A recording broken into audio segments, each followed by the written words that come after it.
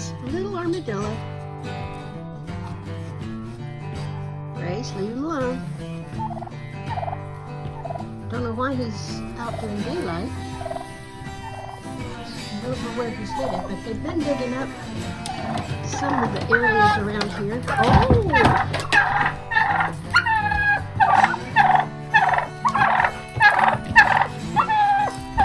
I wonder if he lives under there.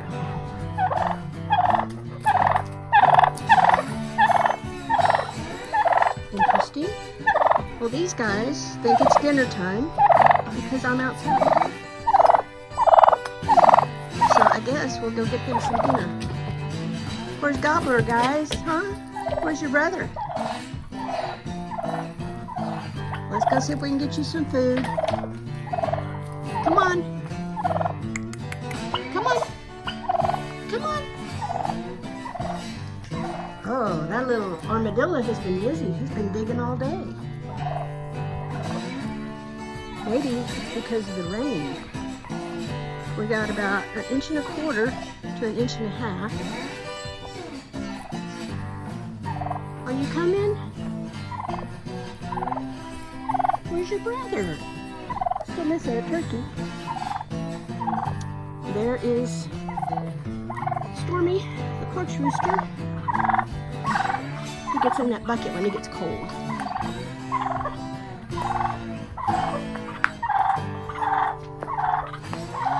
I hear him. Ooh, little armadillo's been in here too. There is Gobbler. Big old Gobbler. You hungry?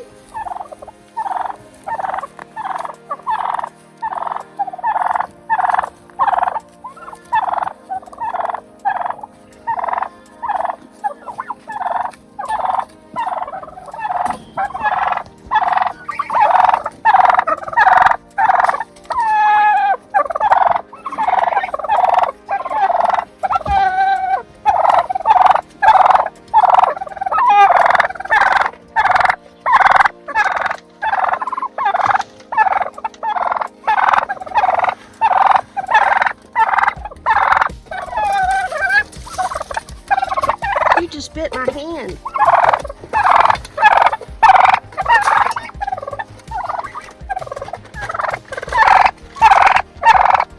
To go get some more food tomorrow.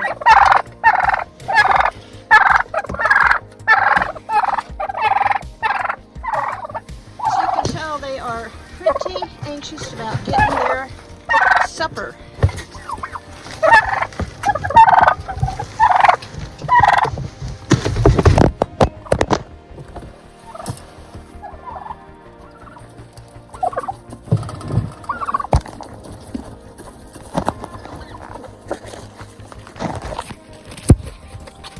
There we go. Got it all dumped out for them. Got to get some more feed tomorrow. See the little hen, she's between the two big old boys trying to get to the food. They don't make much room for her. They're pretty ornery about it. You'd think they hadn't had anything to eat all day, and yet they've been grazing and getting bugs. And they've got enough food here to feed an army.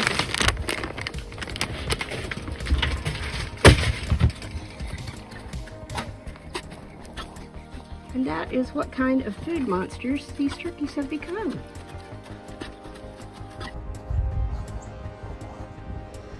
Okay, there's Stormy. I usually put his food in this little bowl, and he's got water. He was pecked by his hens. This was probably around a year ago, and I kept isolating him until he healed up, and then I would put him back in, and they would peck his legs, and then I would isolate him and let him heal up. And finally, he has healed up as best he's going to, and I can't put him back in because he can't really walk. I'm gonna get him some fresh water that has some rainwater in it, and possibly a little water from the armadillo. So if you hadn't ever seen an armadillo, you just saw one in that last video. Okay, got fresh water for Stormy. He's a Lavender Orpington, and he was a little rough on his ladies, and so they were rough back on him. And there he is. He's calm and pretty tame, but he definitely can't go in with all the hens with his legs. He doesn't have scaly mites or anything like that on his legs. They pecked him so deeply he lost the use of his tendons. So that's old Stormy. Let's see if we can get an update on that armadillo. He was out here. I saw him from the window. I have a lot of stuff out here because it's a long walk to the tool shed. And there he is. Let's see, that's his tail.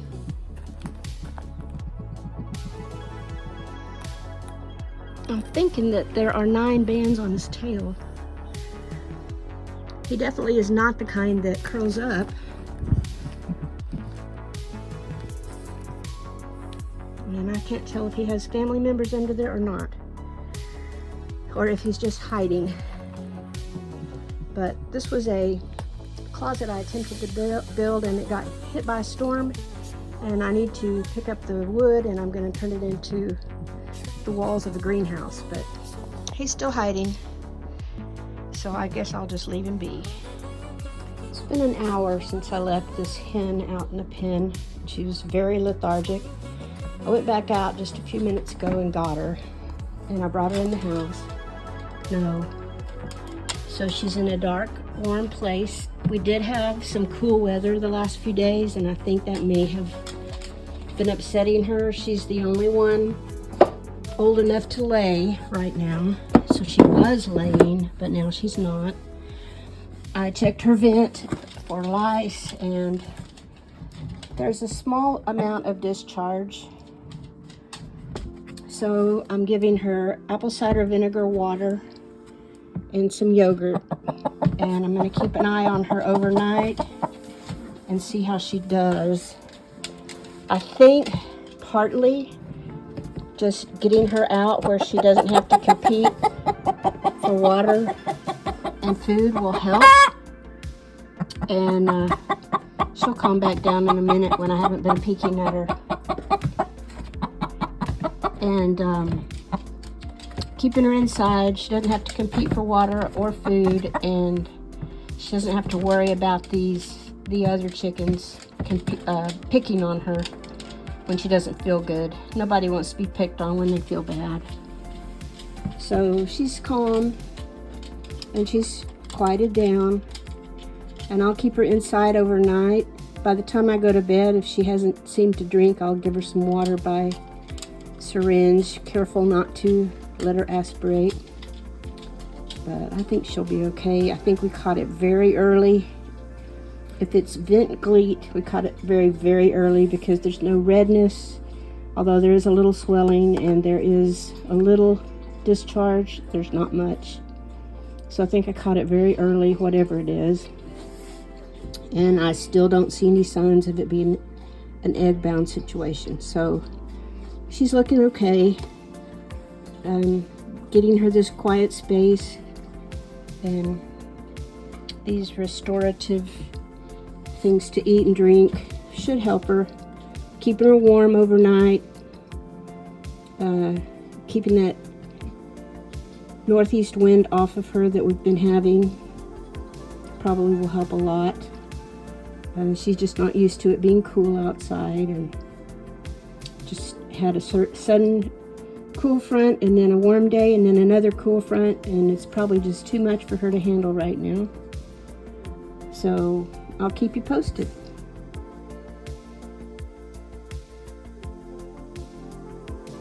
got an update on our little hen, Goldie.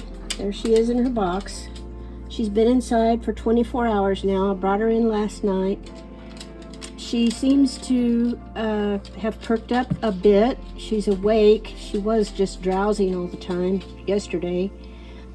She's had water, and she's had some apple cider vinegar and some yogurt and some scrambled eggs and some regular, her regular scratch feed that's for laying hens. But I'm keeping her kind of in the dark. It's going to keep her from producing an egg and let her system kind of reset. I'm going to keep her in tonight. This will be night 2.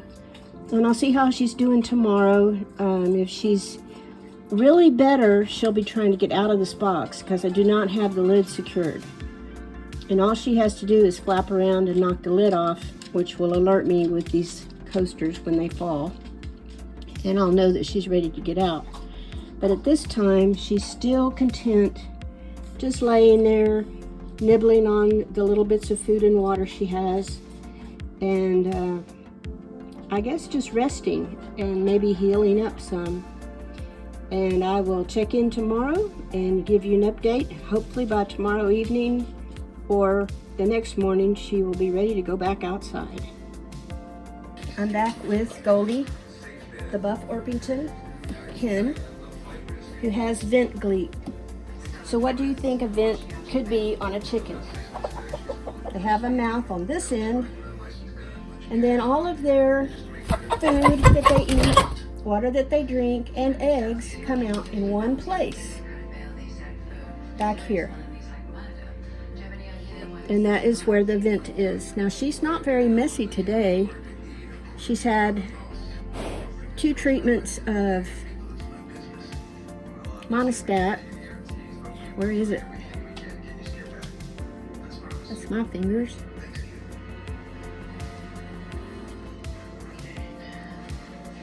Anyway, her vent is at the back where she poops. And when the poopy stuff comes out green or yellow, like the discharge on that towel, then that is an unhealthy situation. Normal chicken poop should be, and I'm only setting her back in here so I can get her bath going. Normally chicken poop would be solid, like a round glob with some black and some white or some color. We have to sanitize this sink before and after every use. You don't want anything growing in there, making problems in addition to what she's already got going on. So I'm going to run her warm water, add 3/4 of a cup of Epsom salt, and get her back again. But now that you know what colors we're looking for from the vent and where the vent is, you kind of know what I'm battling against. This is day 2 of medication, and hopefully by tomorrow she'll be much better.